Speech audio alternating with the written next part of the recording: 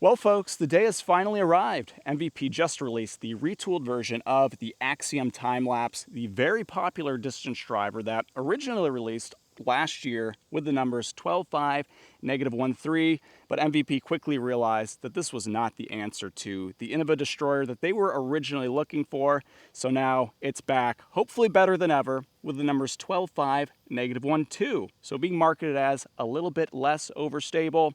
Is this the best version of the time-lapse, or are they just releasing a new one that's kind of the same as last year's?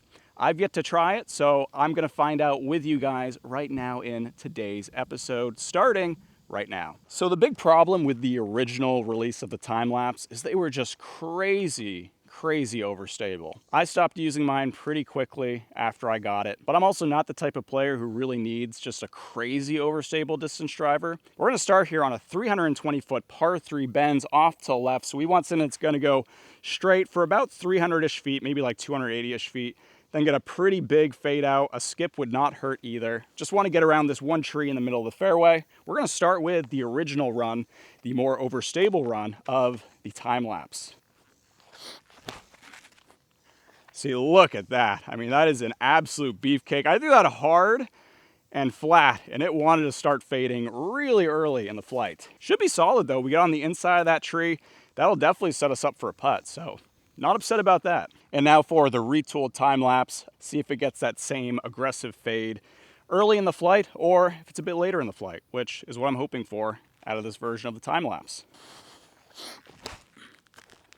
Yeah, I can tell that's definitely straighter. Still getting the fade at the end.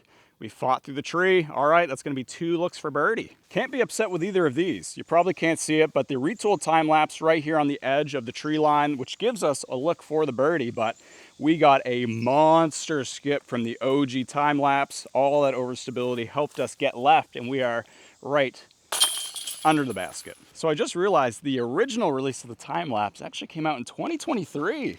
It's been around for a lot longer than I remember. Feel old yet? So it's about time that we got a straighter version. Granted, the fission versions are actually really fun to throw. I'm not going to be throwing one today because the flight is so drastically different from the Neutron time-lapse, where the fission is so crazy understable versus the original Neutron being crazy overstable. I'm hoping this new one is right in between. 411-foot par 3, basket's off to the left, but there's no way to get to the basket. That is simple. We got to go high and right around all the trees in the fairway. You need to bite off a lot of distance on this first shot. Obviously, it's a 400-foot par 3. I have doubts about my ability to get there with the original time-lapse, but we're just going to give it a go, see what happens.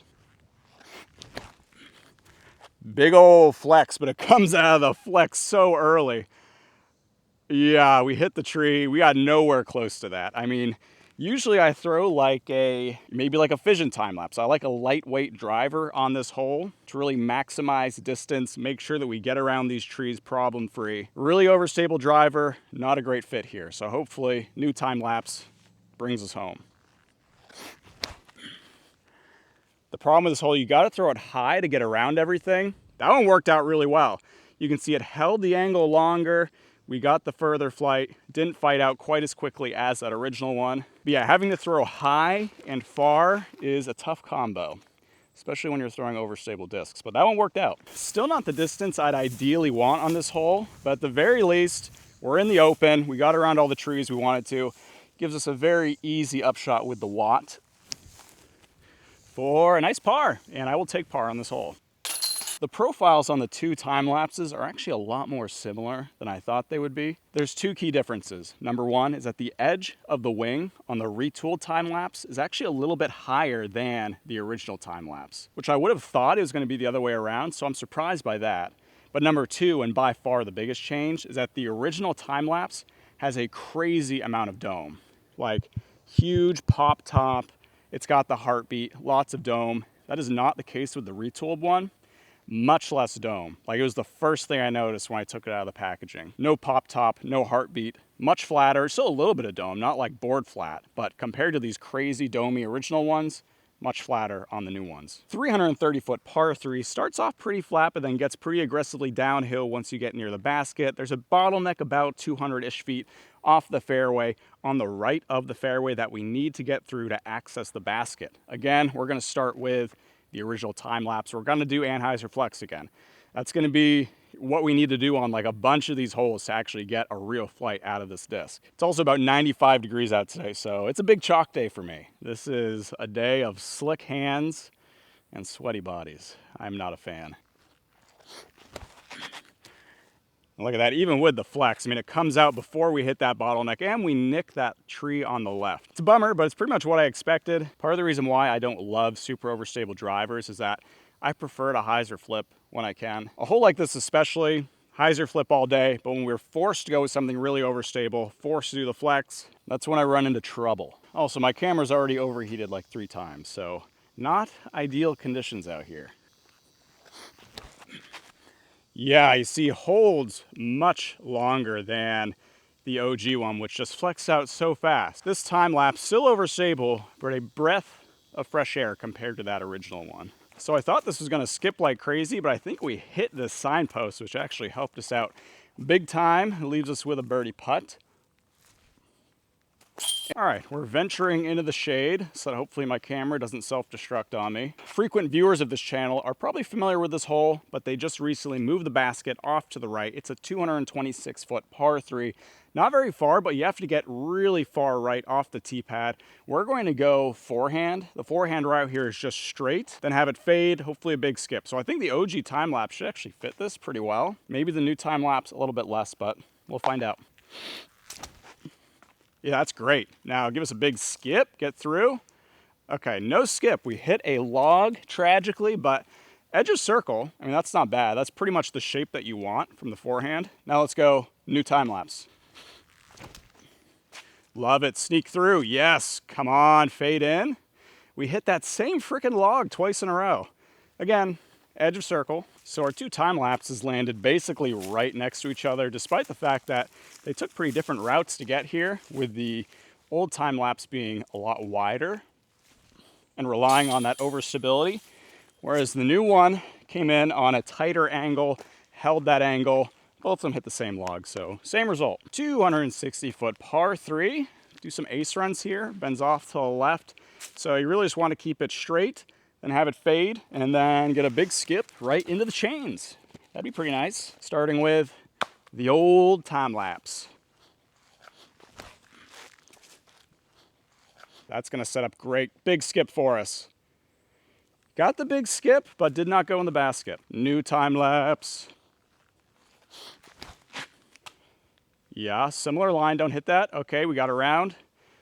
Not a big skip, we hit a log, but should be inside circle 1. And by circle 1, I actually meant under the frickin' basket. We've arrived at my nemesis hole, 411-foot par 3. Throw it 350 plus feet straight, then dogleg aggressively to the right.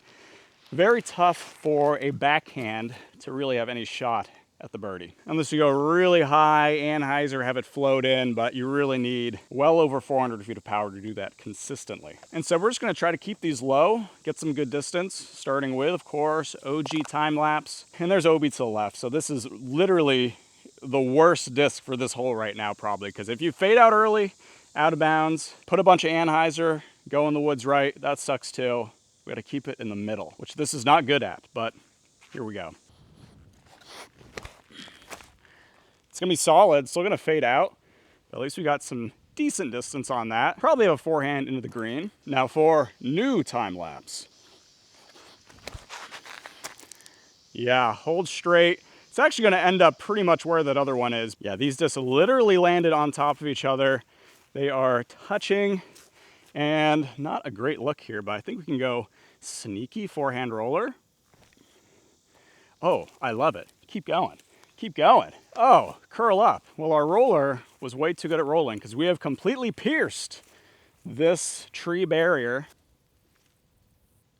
Well, guys, that does it for the retooled time lapse. And overall, I do like it. I think it's a better fit for me versus the original time lapse, which is just so crazy overstable. If I were to bag the new time lapse, I'd also probably bag the old one too, just to pair it with it.